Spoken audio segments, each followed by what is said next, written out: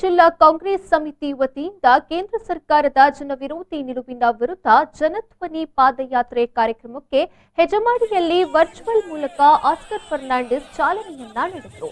ಜನಧ್ವನಿ ಪಾದಯಾತ್ರೆಯಲ್ಲಿ ಮಾಜಿ ಸಿಎಂ ಸಿದ್ದರಾಮಯ್ಯ ಮತ್ತು ಮಾಜಿ ಶಾಸಕ ವಿನಯ್ ಕುಮಾರ್ ಸೊರಕೆ ಅವರು ಕೇಂದ್ರ ಸರ್ಕಾರದ ಜನವಿರೋಧಿ ನೀತಿ ವಿರುದ್ಧ ಆಕ್ರೋಶ ವ್ಯಕ್ತಪಡಿಸಿದರು. ಹೆಜಮಾಡಿಯಿಂದ ಬೈಂದೂರಿನವರೆಗೆ ಪಾದಯಾತ್ರೆ ನಡೆಯಲಿದೆ.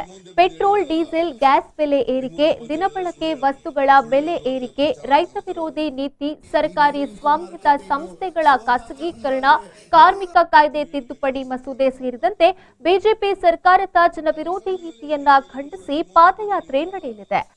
ಸುಳ್ಳು ಹೇಳ್ತಕ್ಕಂಥ ಸರ್ಕಾರ ಯಾವ ಕಾಲದಲ್ಲೂ ಕೂಡ ಬಂದಿರಲಿಲ್ಲ. ನಾನು ಅಸೆಂಬ್ಲಿನಲ್ಲಿ ಹೇಳಿದ್ದೀನಿ, ನೀವೆಲ್ಲರೂ ಕೂಡ ನಿಮ್ಮ ಮುಂದೆ ಬಂದು ಹೇಳಿರೋದಲ್ಲ.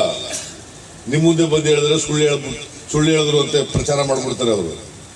ಯಡಿಯೂರಪ್ಪನಿಗೆ ಹೇಳಿದೆ, ನೋಡಿ ಯಡಿಯೂರಪ್ಪ ನಮ್ಮ ಸರ್ಕಾರ ಇದ್ದಾಗ ಟೇಕಾಪ್ ಆಗಿಲ್ಲ ಅಂತಿದ್ರಿ, ನಿಮ್ ಸರ್ಕಾರ ಆಫೆ ಆಗ್ಬಿಟ್ಟದಲ್ರಿ, ನಿಂತ್ಕೊಂಡ್ಬಿಟ್ಟದೆ ಅಂತ.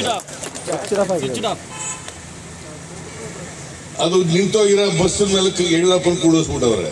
ಆ ಯಡಿಯೂರಪ್ಪನಿಗೆ ಗೇರ್ ಬದಲಾಯಿಸೋದು ಬರೋದ, ಡ್ರೈವಿಂಗ್ ಮಾಡೋದು ಬರೋದು, ಆ ತರದ ಕೂತ್ಕೊಂಡ್ಬಿಟ್ಟವ್ರೆ. ಡೆಲ್ಲಿನಲ್ಲಿ ಕೆಟ್ಟ ಸರ್ಕಾರ, ರೈತ ವಿರೋಧಿ ಸರ್ಕಾರ ಇದೆ.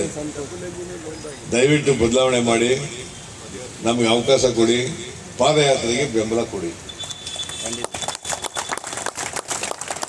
ಅವರ ನಾಯಕತ್ವದಲ್ಲಿ ಇವತ್ತೇನು ಪಾದಯಾತ್ರೆ ನಡೀತದೆ, ಜನ ಬೆಂಬಲ ಇರಬೇಕು, ಜನ ಸ್ಪಂದಿಸಬೇಕು. ಯಾರಿಗೋಸ್ಕರ ಮಾಡೋದು? ನಮಗೋಸ್ಕರ ಅಲ್ಲ, ಹೊಟ್ಟೆ ಊಟ ಮಾಡಕ್ಕೋಸ್ಕರ ಅಲ್ಲ, ಜನರಿಗೋಸ್ಕರ. ಇವರ ಕರ್ಮಕಾಂಡವನ್ನು ಜನರಿಗೆ ತಿಳಿಸಬೇಕು ಅಂತ ಕಾರಣಕ್ಕೋಸ್ಕರ.